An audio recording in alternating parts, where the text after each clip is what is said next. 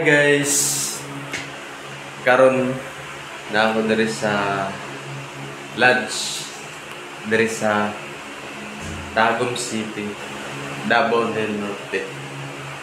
So karon itorta mo sa akong gidaanan karon nga gabi. Karon ra ni guys kay ugma sa udto. Muli na ko sa Amoa. Muli na ko tapos karon pakita na nako ang akong tulganan. Muna tulganan ako diri guys. Ako ra isa. Muli unlan. Nakabutang WBC Lodge ang Rizal Street, Tagum City. Muna, dari ko sa WBC Lodge. Tapos, siyempre, dili man takautahan guys.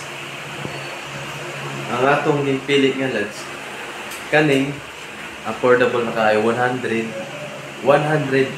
pesos. Kana, sulit sa bulsa. Pero, ang imong tulganan, siyempre, dili ka naka-aircon pag 180 lang. Overnight na guys, 180 at 24 hours. Ang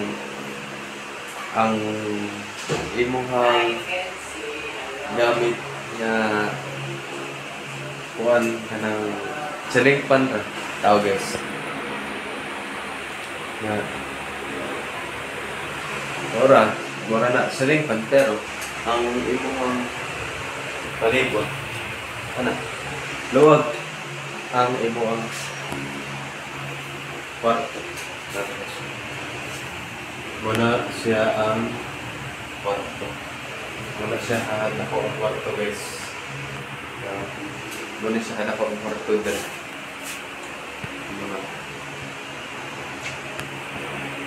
Siyempre kung ito ra isa bisan duha mo kabok diri guys. Bisan duha mo kabok kasya diri sa duha kabok. Amo duha mo kabok mo lodge diri ay duha or isang pagtulog mo diri kasya gyapon mo pero kung ikaw ra isa mas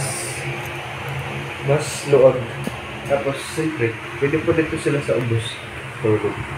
Tapos dako po dyan bisan electric pan na ang imo ang gamit indot na ni kay siyempre makatipid ka 180 pesos lang ni sa diri sa Tagum City, Davao del Norte. So kung makani mo diri sa